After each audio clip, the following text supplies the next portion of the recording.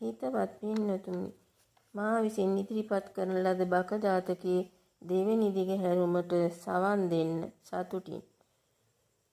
සම්බුදු සමිඳු ඒ දවස දෙව් රම්මෙහෙර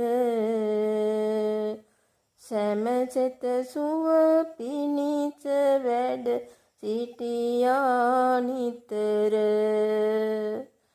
එක් සංඝ නමක් විය දුස්සීලව හැසිර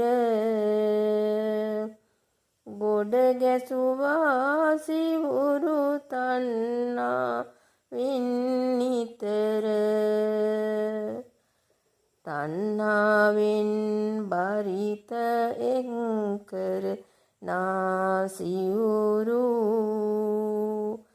රවටා භික්ෂුන්ට දෙයි කර මාරු. දිරනා සිවුරු දෙයි අරගෙන හොඳ සිවුරු. මේ සංඝ ලෝභ ද්වේෂය තව මත් නෑරු.